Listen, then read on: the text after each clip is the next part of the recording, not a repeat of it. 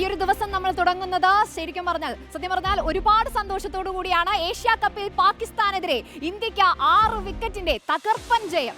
അഭിഷേക് ശർമ്മയ്ക്ക് അർദ്ധ സെഞ്ചുറി. ജയേഷ് പൂക്കോട്ടൂർ ചേരുന്നുണ്ട് ലൈവിൽ.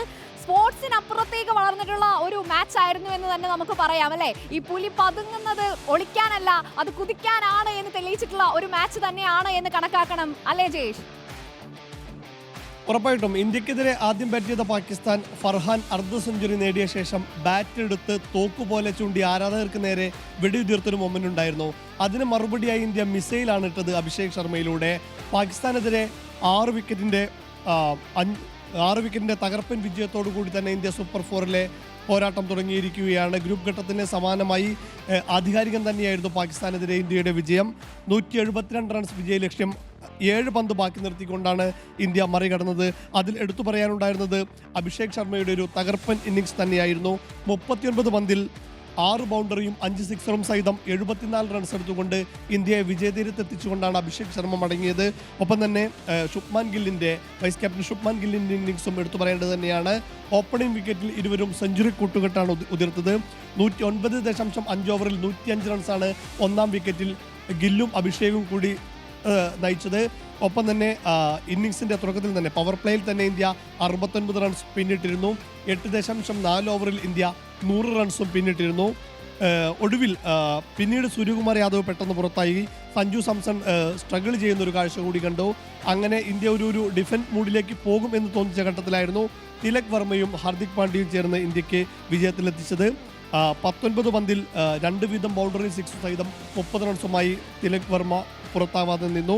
പാണ്ഡ്യ 7 പന്തിൽ 1 ബൗണ്ടറി സഹിതം 7 റൺസുമായി പുറത്താകാൻ നിന്നു. അങ്ങനെ 7 പന്ത് ബാക്കി നിർത്തിക്കൊണ്ട് ഇന്ത്യ ഒരു അനായാസ വിജയം തന്നെ പാകിസ്ഥാനെതിരെ നേടിയിരിക്കുന്നു. ഒരാഴ്ചക്കിടെ പാകിസ്ഥാനെതിരെ നേടുന്ന 2ാമത്തെ വിജയം കൂടിയാണിത്. ജയേഷ്, ഇന്ത്യൻ ഫീൽഡേഴ്സിന്റെ ഭാഗത്ത് നിന്ന് ചില പിഴവുകൾ സംഭവിച്ചത് നമുക്ക് ആദ്യം കാണാമായിരുന്നു. നിരവധി തവണയാണ് അവർ ക്യാച്ചുകൾ നഷ്ടപ്പെടുത്തിയത്. ഒരുപക്ഷെ ഇതാകില്ലേ പാകിസ്ഥാനെ ഭേദപ്പെട്ട ഒരു സ്കോറിലേക്ക് എത്തിച്ചത് എന്ന് നമുക്ക് കണക്കാക്കാൻ? അതെ, കാരണം ടോസ് നേടി ഇന്ത്യ ഫീൽഡിംഗ് തിരഞ്ഞെടുക്കുകയായിരുന്നു. സൂര്യകുമാർ യാദവിൻ്റെ തീരുമാനം തെറ്റെന്ന് തോന്നുന്ന രീതിയിൽ തന്നെയായിരുന്നു പാകിസ്ഥാന് തുടക്കം. പ്രത്യേകിച്ച് നേരത്തെ സൂചിപ്പിച്ച പോലെ തന്നെ ഓപ്പണർ ഫർഹാൻ ഒരു അർദ്ധ സെഞ്ചുറി നേടിക്കൊണ്ട് 45 പന്തിൽ 58 റൺസ് നേടിക്കൊണ്ട് പാകിസ്ഥാനെ മികച്ച ടോട്ടലിലേക്ക് എത്തിച്ചു. 171 റൺസാണ് പാകിസ്ഥാൻ 5 വിക്കറ്റ് നഷ്ടത്തിൽ എത്തിയത്. അതിൽ ഫഹീം അഷ്റഫിൻ്റെ ഒരു ഇന്നിംഗ്സ് കൂടി എടുത്തു പറയേണ്ടതുണ്ടായിരുന്നു. 8 പന്തിൽ അദ്ദേഹം 2 സിക്സർ സഹിതം 20 റൺസ് എടുത്ത് പുറത്താകാൻ നിന്നുകൊണ്ട് പാക് ടോട്ടൽ 171 ഇന്ത്യൻ ബൗളർമാരിൽ ജസ്പ്രീത് ബുംറ പതിവില്ലാതെ തല്ലുവാങ്ങുന്ന കാഴ്ച നമ്മൾ കണ്ടു. 4 ഓവറിൽ 45 റൺസിലേറെ ആണ് ജസ്പ്രീത് ബുംറ വഴങ്ങിയത്. ഒപ്പം തന്നെ ഇന്ത്യയുടെ നമ്പർ 1 ബൗളർ കൂടിയായ വരുൺ ചക്രവർത്തിക്ക് അധികം തല്ലുവാങ്ങേണ്ടി വന്നില്ലെങ്കിൽ പോലും വിക്കറ്റ് നേടാനായില്ല എന്നുള്ളതാണ്. തുടർച്ചയായ 11 മത്സരങ്ങൾ വിക്കറ്റ് നേടിയിരുന്ന വരുൺ ചക്രവർത്തി 11 മത്സരങ്ങൾക്ക് ശേഷം ഇതാദ്യമായി വിക്കറ്റില്ലാത്തൊരു മത്സരം കൂടിയായിരുന്നു ഇത്.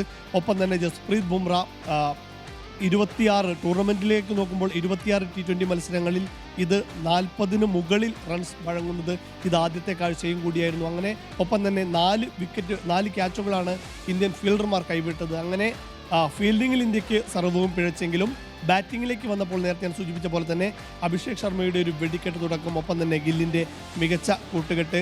105 റൺസാണ് ഒന്നാം വിക്കറ്റിൽ ഇരുവരും ചേർന്ന് അടിച്ചെടുത്തത്. ഒരു മികച്ച കൂട്ടുകെട്ടിൻ്റെ ബലത്തിൽ തന്നെ പാകിസ്ഥാൻ ഉയർത്തിയ 172 റൺസ് ലക്ഷ്യം 7 പന്ത് ബാക്കി നിർത്തിക്കൊണ്ട് ഇന്ത്യ മറികടക്കുന്നു. സൂപ്പർ ഫോറിൽ സൂപ്പറായിട്ട് തന്നെ സൂപ്പർ സൺഡേയിൽ ഇന്ത്യ തുടങ്ങിയിരിക്കുകയും ചെയ്തിരിക്കുന്നു. ജയേഷ്, അതുപോലെ തന്നെ ഈ 74 റൺസ് എടുത്ത അഭിഷേക് ശർമ്മയുടെ ആ മികച്ച ഇന്നിംഗ്സ് തന്നെയല്ലേ ഈ ഒരു കളിയിൽ എടുത്തു പറയേണ്ടത്? അതെ, 39 പന്തിലാണ്, വെറും 39 പന്തിലാണ് അദ്ദേഹം 74 റൺസ് എടുത്തത്. അതിൽ തന്നെ അഭിഷേകിന് ഒരു റെക്കോർഡ് കൂടിയുണ്ട്. തുടർച്ചയായി 2 മത്സരങ്ങളിൽ നേരിട്ട് ആദ്യ പന്തിൽ തന്നെ സിക്സർ നേടുന്ന ആദ്യത്തെ ഇന്ത്യൻ താരമെന്ന റെക്കോർഡ് കൂടി അഭിഷേകിനുണ്ട്. ഒപ്പം തന്നെ സ്ട്രൈക്ക് റേറ്റ് അദ്ദേഹം എപ്പോഴും 200-നടുത്ത് സ്ട്രൈക്ക് റേറ്റ് കീപ്പ് ചെയ്യുന്ന താരമാണ്. പാകിസ്ഥാനെതിരായ സൂപ്പർ ഫോറിലെ നിർണായക മത്സരത്തിനും 189-ന് മുകളിലൊരു സ്ട്രൈക്ക് റേറ്റ് അദ്ദേഹം കീപ്പ് ചെയ്തിരിക്കുന്നു.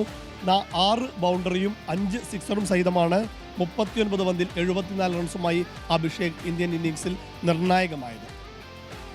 ശരി, ജയേഷ് പൂക്കോട്ടൂരാണ് വിശദാംശങ്ങൾ നൽകിയത്. 6 വിക്കറ്റിന്റെ തകർപ്പൻ ജയമാണ് ഇന്ത്യ പാകിസ്ഥാൻ മാച്ചിൽ, ഈ ഏഷ്യ കപ്പിൽ ഈ ഒരു മാച്ചിൽ നടന്നിട്ടുള്ള സൂപ്പർ 4 മത്സരത്തിൽ ഇന്ത്യക്ക് കരസ്ഥമാക്കാനായിട്ട് സാധിച്ചിട്ടുള്ളത്. അതിന്റെ നെടുന്തൂണായി മാറിയിട്ടുള്ളത് അഭിഷേക് ശർമ്മയാണ്.